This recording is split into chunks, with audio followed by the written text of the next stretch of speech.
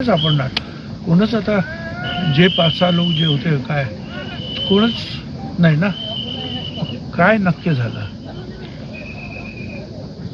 मला घोटाळा असावा म्हणावा. विमान चांगलं फिरत होतं, चक्कर पण त्याने मारले. कंपनीबद्दल काय संशय वाटतोय का? घातपाताचा संशय वाटतोय का? असं आहे की मी या बाबतीमध्ये काही बोलणं हे चुकीचं आहे.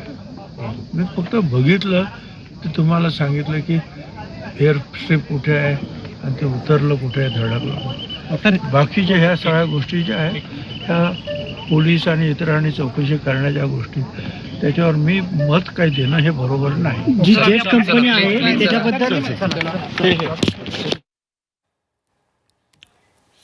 तर छगन भुजबळ यांची ही प्रतिक्रिया आपण बघितलेली आहे. नेमकं काय घडलंय तो तपासाचा भाग आहे. इतर तपास संस्थांनी या संदर्भात तपास करावा आणि त्यामधनं सत्य समोर येईल. सध्या त्यावर भाष्य करणं चुकीचं आहे असं छगन भुजबळ यांनी म्हटलेलं आहे.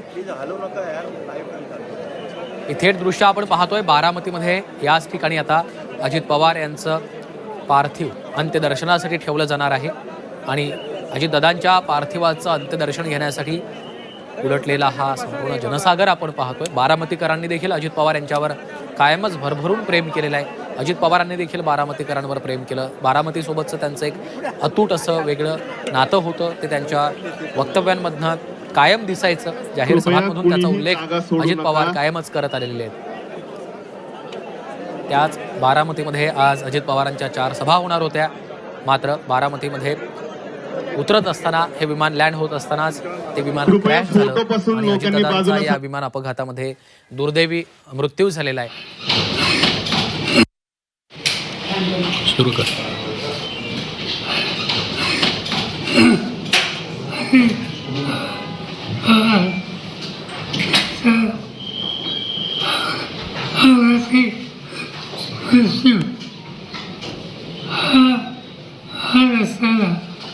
हे प्रचंड असा धक्का आहे. हे कर्तृत्व नेण्याची शक्ती ज्याच्यात आहे अशा व्यक्तीला महाराष्ट्र आज मोकळा. हे काही नुकसान झालं ते भरून निघणार नाही. आज सगळ्याच गोष्टी आपल्या हातात नसतात. आज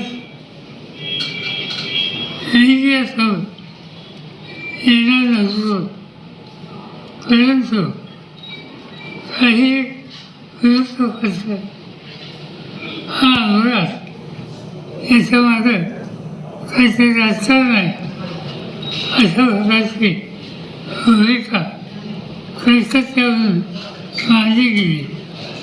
याच्यात राजकारण नाही. हा निवड अपघात आहे.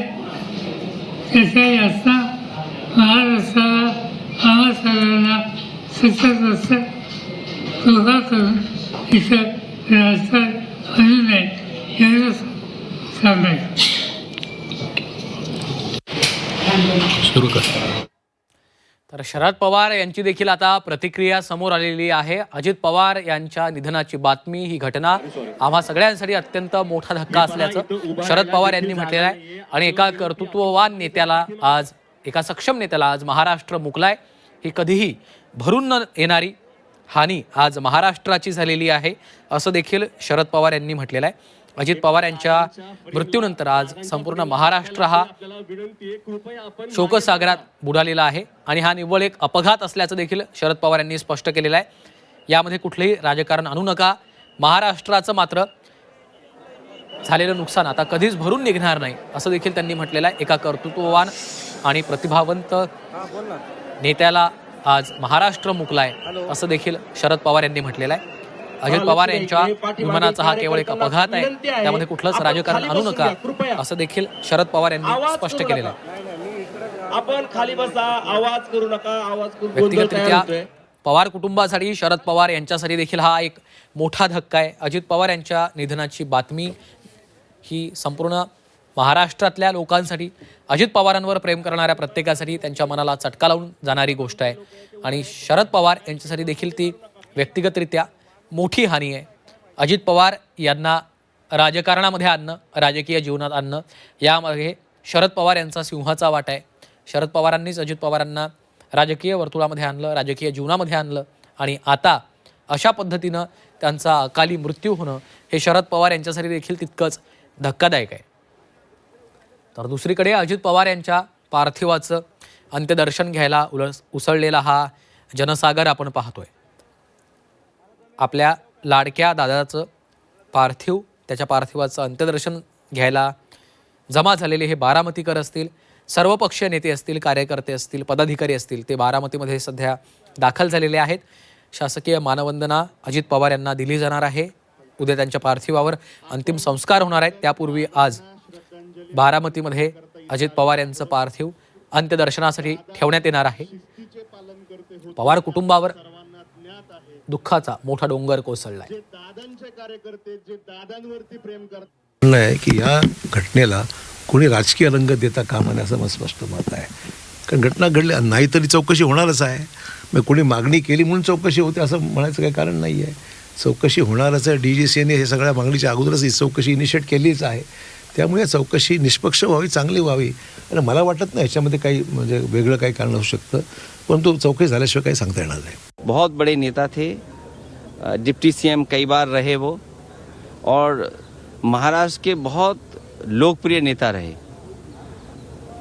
और अगर ऐसी घटना हो जाए, और आज के समय पे जहां हम इतने जागरूक हैं, टेक्नोलॉजी को इतना समझते हैं चीज़ें, तो उन्होंने ठीक ही मांग की होगी, क्योंकि VIP के साथ इस तरह की घटना न हो. तो एक बार को ये बात तो साफ होनी चाहिए कि आखिरकार ये घटनाएं क्यों हुई. पूर्व में भी कई हमारे VIP इसी तरह उनकी जान गई है. तो आखिरकार ऐसी जांच हो जिससे निष्पक्ष पता लगे कि आखिरकार घटना किस वजह से हुई. सभी लीडर्स बोलिए या अर्जेंट काम के लिए सभी लोग जाते हैं, और इवन दूसरे कॉर्पोरेट वाले भी जाते हैं जी. लेकिन ऐसा हर जगह होना, एक तरफ तो बड़े बड़े जहाज भी, अहमदाबाद के भी बहुत बड़ा एक्सीडेंट, ये तो जो प्लेन था, छोटा प्लेन, वहाँ पर ऐसा हुआ क्यों, इसकी जांच तो होना ही चाहिए. ठीक है. We'll also demand. But before few days ago, I came to know that from social network that somebody from other party, they gave a statement that Ajit Pawar is willing to leave the BJP. And now what happened today? I need proper investigation under the supervision of Supreme Court. Only we have the trust on Supreme Court, no other agency. All the agencies are being totally purchased. And really it's a great loss for the country.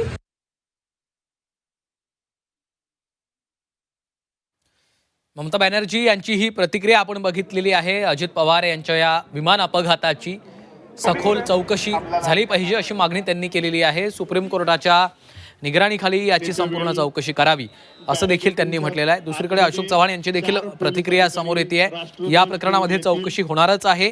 कोणी मागणी केली नसली तरी देखील चौकशी होणार असल्याचं चव्हाण यांनी म्हटलेलं आहे. सुरुवातीला नागपूरला बरं वाटलं, परंतु नंतर जे ढगात हेलिकॉप्टर शिरलं, इकडं बघतोय ढग, तिकडं बघतोय ढग, आणि आमचे देवेंद्र फडणवीस किंवा गप्पा मारत बसले. म्हटलं बघा जरा बाहेर काही दिसत नाही, कुठं झाड दिसेना, कुठं काही दिसेना, जमीन दिसेना, आपण ढगात चाललोय, कुठं चाललोय, काय चाललोय. म्हणले काही काळजी करू नका. माझे आत्तापर्यंत 6 ॲक्सिडेंट झालेले आहेत, आणि मी ज्यावेळेस हेलिकॉप्टरमध्ये विमानात असतो त्यावेळेस ॲक्सिडेंट झाला तरी मला काही होत नाही, त्याच्यावर तुम्हालाही काही होणार नाही.